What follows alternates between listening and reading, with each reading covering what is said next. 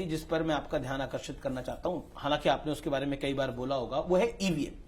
ये जो 130 सीटें आई हैं, इसको लेकर जब नतीजे आ रहे थे और मैं उस समय कार्यक्रम कर रहा था, तभी संजय राउत का बयान आ गया कि ये कैसे चुनाव हो रहा है, कैसे नतीजे आ रहे हैं, ऐसा हो नहीं सकता।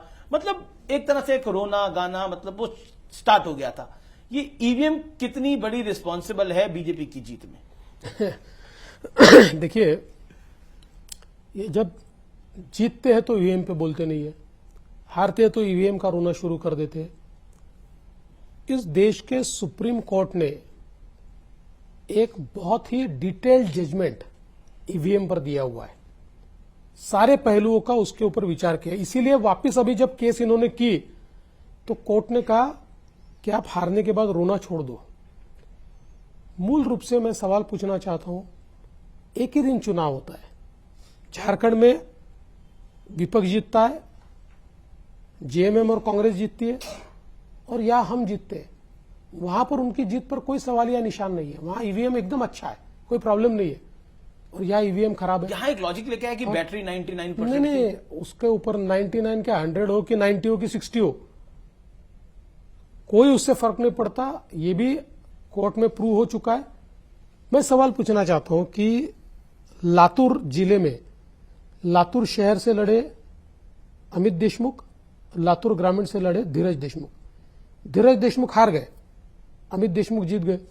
तो इसका मतलब लातूर ग्रामीण में ईवीएम मैनेज और लातूर शहर में नहीं था। एक ही दिन नांदेड़ में चुनाव हुआ, लोकसभा का और विधानसभा का। विधानसभा की 6 सीटें, 6 हम जीते। एक लोकसभा में 6 विधानसभा आती है हमारे यहाँ, और लोकसभा की सीट हम पोस्टल बैलेट में हार गए। फिर ईवीएम कहां गया? तो इसलिए इस प्रकार की बातें करना मूर्खतापूर्ण है, मुझे लगता है। राहुल गांधी तो पूरी मुहिम चला रहे हैं अब कि बैलेट से चुनाव होना चाहिए, और एक पूरी भारत जोड़ो यात्रा बैलेट पर चुनाव कराने के लिए निकलेगी देश में। मैं तो ये कहना चाहता हूं,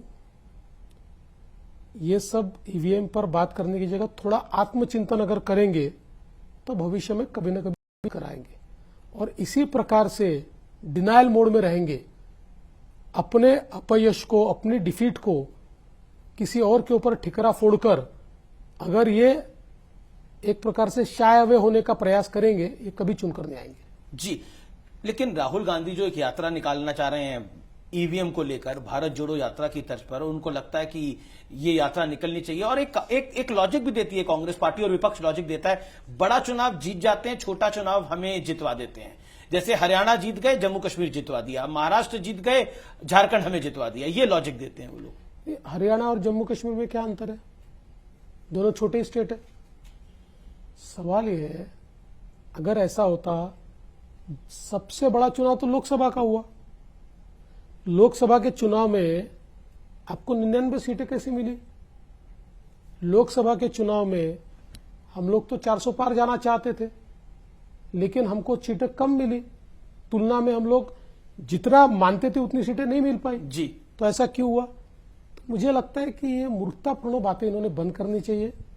और मुझे सबसे ज्यादा इस बात का दुख है, ये भारत जोड़ो नाम का जो एक दुकान इन्होंने खोला है, ये केवल अराजकता तैयार करने वाला दुकान है।